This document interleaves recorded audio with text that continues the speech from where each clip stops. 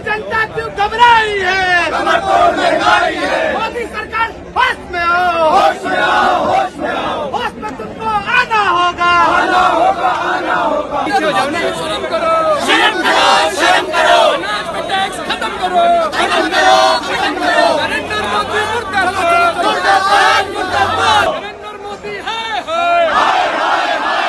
अनाज पे टैक्स खत्म करो, खत्म करो, खत्म करो।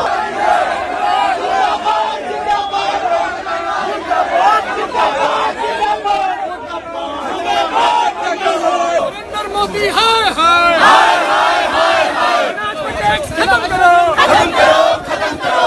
नरेंद्र मोदी मुर्दाबाद, मुर्दाबाद, मुर्दाबाद। नरेंद्र मोदी मुर्दाबाद, मुर्दाबाद, नरेंद्र मोदी शर्म करो, नरेंद्र मोदी शर्म करो।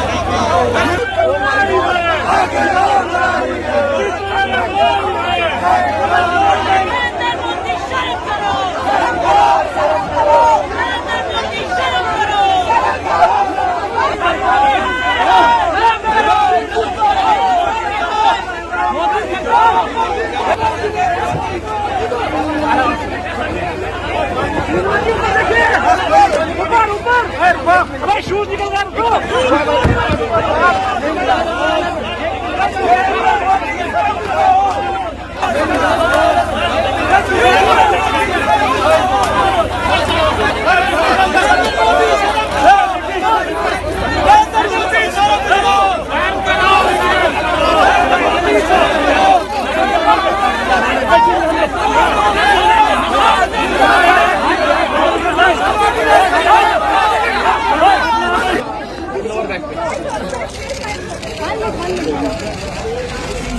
आगे प्यारे तानाशाही, आपकी बात तो मान ही लेंगे। आगे प्यारे तानाशाही, आगे प्यारे तानाशाही।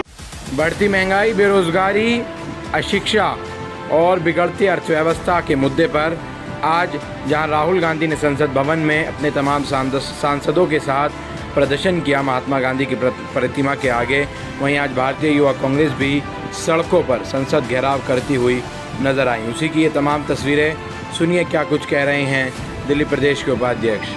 बेरोजगारी, अर्थव्यवस्था, महंगाई के खिलाफ आज यूथ कांग्रेस का प्रोटेस्ट है, संसद घेराव है। तो क्या लग रहा है 2024 में मोदी जी आने वाले? लेकिन सर फिर भी आप जो कह रहे हैं जो मतलब बेरोजगारी, महंगाई, तमाम चीज़ जो केंद्र में सरकार है वो तो मान ही नहीं रही है जो महंगाई देश में है। देखिए 2014 में मोदी साहब का नारा था कि अच्छे दिन आएंगे, अच्छे दिन आएंगे, हर किसी के अकाउंट में 15 लाख रुपए भी आएंगे, मगर 15 लाख तो दिए नहीं।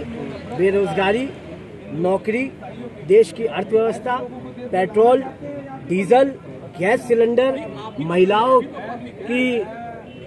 के साथ जो उत्पीड़न हो रहा है, इस सब चीज़ से आज देश मतलब महरूम हो चुका है। भारतीय जनता पार्टी के ऐसे लोग हैं वो ये कह रहे हैं जो देश विश्व गुरु बन रहे थे इसलिए थोड़ी परेशानियां आ रही है, ये परेशानियां झेल लीजिए। देश विश्व गुरु सिर्फ और सिर्फ बीजेपी बता रही है और उनके मंत्री बता रहे हैं कि देश विश्व गुरु बन रहा है। देश की जनता नहीं बता रही है। मगर देश की जनता से आप अपना माइक लगा के पूछिए तो वो बताएंगे हाय रे मेरा देश, हाय रे मेरा देश।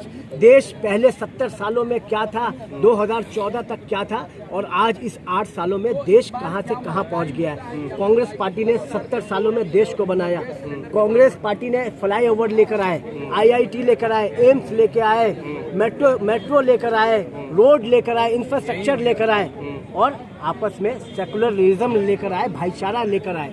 तो ये आज 8 सालों में बीजेपी इस सब चीज़ को ख़त्म करने, बीजेपी से कांग्रेस के किसी भी काम के ऊपर एक लिपापोती नहीं हो पा रही है। मैं आपसे पूछना चाहता हूँ आपके माध्यम से, आप बताइए कि देश की अर्थव्यवस्था आज जो डॉलर रेट है 80 रुपये पार हो चुका और रुपया नीचे गिर गया है। गिर नहीं गया, बिल्कुल हमारे लोग के बिहारी भाषा में बोलते हैं उगड़ा गया है। उगड़ा गया मतलब गिर चुका है, स्लिप हो चुका है।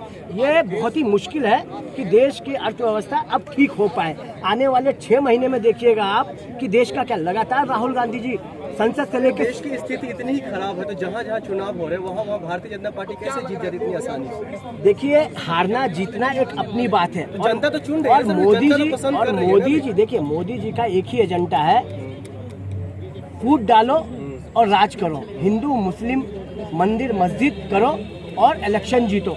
तो आज देश को देश के अंदर जो भाईचारा था ना, भाईचारे को खत्म करने का काम नरेंद्र मोदी जी ने करा है। क्योंकि हिंदू के बगैर मुसलमान का काम नहीं चलेगा, मुसलमान के बगैर हिंदू का काम नहीं चलेगा।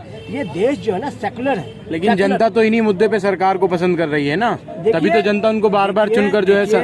देखिए, परिस्थितियां कभी ठीक होती है, कभी नहीं होती है। बीजेपी का दौर रहा है हमेशा 8 साल 7 साल 9 साल से ज़्यादा इतिहास रहा है कि ये सत्ते में नहीं रहती है। तो मोदी जी को भी मोदी भक्त कब तक मोदी जी करेंगे।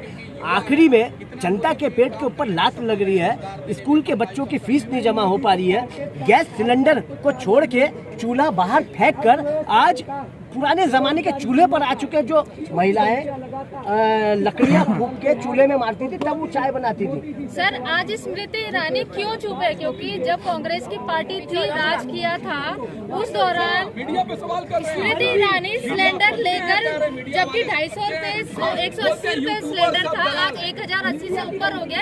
आज स्मृति ईरानी जी चुप क्यों है? देखिए, मैं आपको बताना चाहता हूँ, ये वही स्मृति ईरानी है जो यूपीए गवर्नमेंट में आदरणीय मनमोहन सिंह जी को मौन कहती थी और मनमोहन सिंह जी को चूड़ियां भेंट करने जाती थी। और आज ये अपने कमरे में दुपक के छुपे हुए हैं कि जनता की आवाज को कैसे हम बताएं। मैं इनसे पूछना चाहता हूं, आज ये वही जनता तो है, इन्हीं जनता ने तो आप लोगों को वोट दिया था कि आप लोग सत्ते में आए। ये वही स्मृति ईरानी है जो रोडों पे डिस्को डांस करती थी। विजेंद्र गुप्ता हो, रविशंकर प्रसाद हो, विजय गोयल हो, ये लोग अपनी टूटी फूटी साइकिल निकाल के हाय रे जनता, हाय रे महंगाई, हाय रे जनता, हाय रे महंगाई, ये करने निकल देते। आज कहाँ है? आज ये सरकार में आके जनता को राम भरोसे के नाम पे छोड़ दिया। उनके डिस्को डांस से वो सत्ता में आ गए। आप लगातार महंगाई, बेरोजगारी रो रहे हैं, डिस्को डांस कर रहे हैं, उसके बावजूद आप ऐसे ही सड़कों पर कर रहे हैं, लेकिन महंगाई और बढ़ाई जा रही है, आप सत्ता से दूर हैं। आप देखिए, लगातार राहुल गांधी, प्रियंका गांधी, सोनिया गांधी, जो कांग्रेस पार्टी और यूथ कांग्रेस लगातार देश के हर एक मुद्दे पे रोड से लेके संसद तक अपनी आवाज को बुलंद करती है। सर, लेकिन आपकी आवाज की वजह से लगातार महंगाई बढ़ रही है। जी बताइए, क्या कह रहे हैं? आपकी आवाज बुलंद करने की वजह से लगातार महंगाई जो है वो बढ़ रही है। अभी कोई असर केंद्र सरकार पर नहीं पहुंचा है। अपोजिशन का काम है, अपोजिशन में कांग्रेस पार्टी है, कांग्रेस पार्टी का काम होता है अपोजिशन में जब महंगाई हो, कोई भी देश में नीतियां हो, उसके खिलाफ अपने आवाज। सर, आप अपोजिशन कर रहे हैं, कांग्रेस विपक्ष की भूमिका निभाने में असफल साबित हो रही है। कौन कह रहा है? कौन कह रहा है? आपको दिखाई नहीं दे रहा?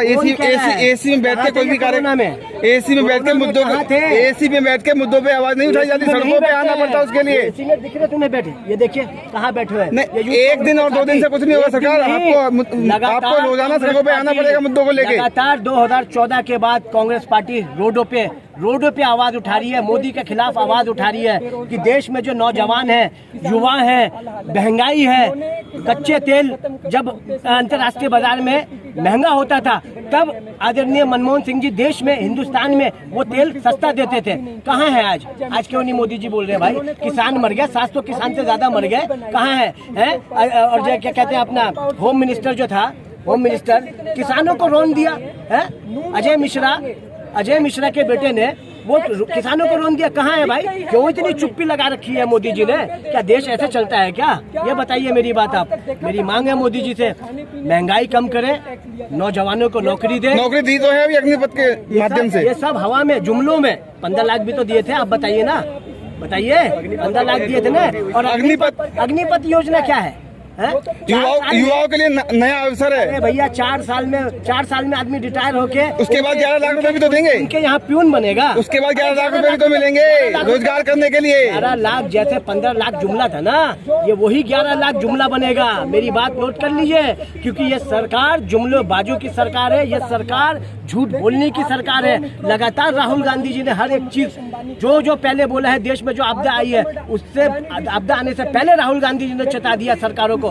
और आज वही सरकार, देखिए, जो आपदा आती है वो पहले राहुल गांधी जी बोल देते हैं और वो सरकार को वो चेंजिंग करना पड़ता है। यानी कि आपका कहने का मतलब है राहुल गांधी जी अंतर्यामी होगा, जो ना आने से पहले की आपदा दिखाई दे जाती है। राहुल गांधी जी वाकई अंतर्यामी है। राहुल गांधी जी पढ़े लिखे हैं। तो उनको पप्पू का नाम क्यों दिया गया? अरे आप बताइए, पप्पू, आप ये पप्पू कर रहे हैं। पप्पू नहीं तो ये देश को बनाया है, इनके पप्पू के फादर नहीं तो देश को बनाया है। ये राजीव गांधी जी ने जवाब